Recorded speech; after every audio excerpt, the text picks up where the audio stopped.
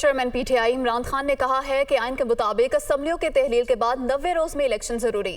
شکست سے خوفزدہ حکمران راہ فرار چاہتے ہیں، یہ خود کو بچانے کے لیے آئین تباہ کر رہے ہیں۔ ججز کو ڈرایا دھمکایا گیا، بلیک میل کرنے کی کوشش بھی کی گئی۔ تحریک انصاف کو اداروں کے ساتھ لڑانے کی سازش کی جا رہی ہے۔ وہ یوم تشکر پر ویڈیو لنک خطاب کر رہے تھے۔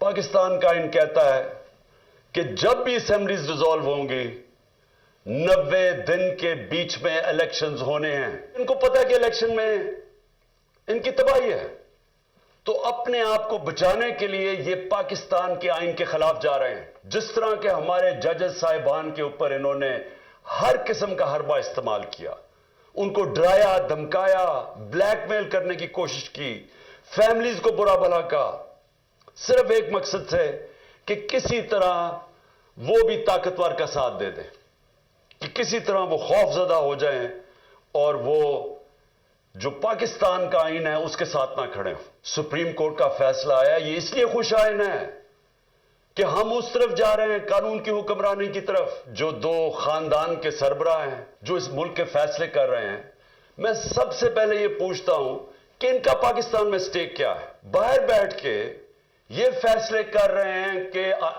سپریم کورٹ کا کون سا فیصلہ یہ مانیں گے اور کون سا نہیں مانیں گے۔ ان بچے پھٹے ہوئے اپنے وہ بچوں کو یہاں بٹھایا ہوا ہے، وہ جو جس طرح کی سٹیٹمنٹس دے رہے ہیں۔ ایک کہتے ہیں جی مارشل لا لگ جائے گا، جس نانے کے اوپر سیاست کر رہا ہے وہ مارشل لا کی وجہ سے تو اس کو پھانسی ہوئی ہے۔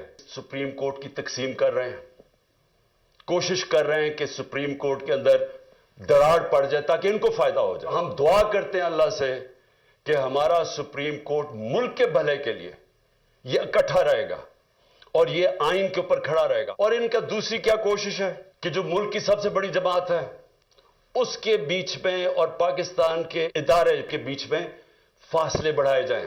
اپنے آپ کو بچانے کے لیے ملک کو تقسیم کیا جا رہا ہے۔ اگر اکتوبر تک الیکشن ڈیلے کرتے ہیں تو کیا ان کے پاس روڈ میپ ہے جو ملک کے حالات بہتر ہو جائیں گے؟